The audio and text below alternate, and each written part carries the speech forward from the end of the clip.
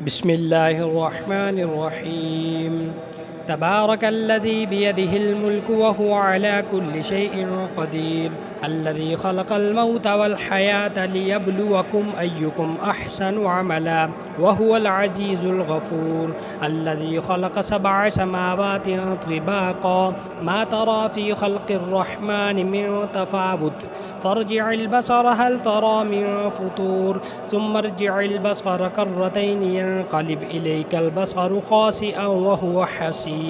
ولقد زينا السماء الدنيا بمصابيح وجعلناها رجوما للشياطين وأعتدنا لهم عذاب السعير. وللذين كفروا بربهم عذاب جهنم وبئس المصير. إذا ألقوا فيها سمعوا لها شهيقا وهي تفور تكاد تميز من الغيظ، كلما ألقي فيها فوج سألهم خزنتها ألم يأتكم نذير، قالوا بلى قد جاءنا نذير فكذبنا وقلنا ما نزل الله من شيء إن أنتم إلا في ضلال كبير. وقالوا لو كنا نسمع أو نعقل ما كنا في صحاب السعير، فاعترفوا بذنبهم فسحقا لصحاب السعير. إن الذين يخشون ربهم بالغيب لهم مغفرة وأجر كبير. وأسروا قولكم أو اجهروا به إنه عليم بذات الصدور. ألا يعلم من خلق وهو اللطيف الخبير. هو الذي جعل لكم الأرض ذلولا فامشوا في مناكبها وكلوا من رزقه وإليه النشور.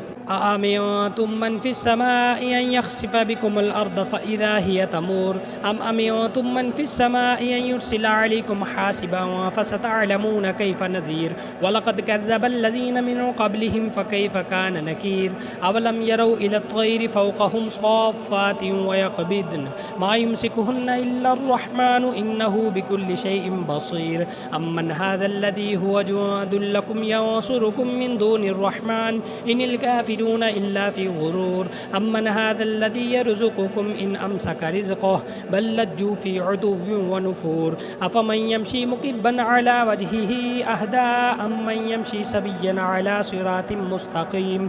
قل هو الذي أنشأكم وجعل لكم السمع والأبصار والأفئدة قليلا ما تشكرون.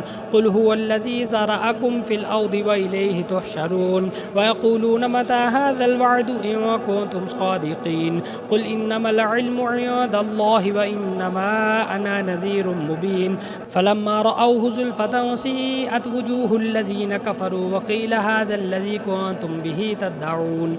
قل أرأيتم إن أهلكني الله ومن معي أو رحمنا فمن يجير الكافرين من عذاب أليم.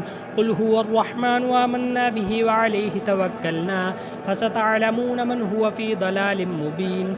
قل أرأيتم إن أصبح ماؤكم غورا فمن يأتيكم بماء معين. صدق الله العظيم.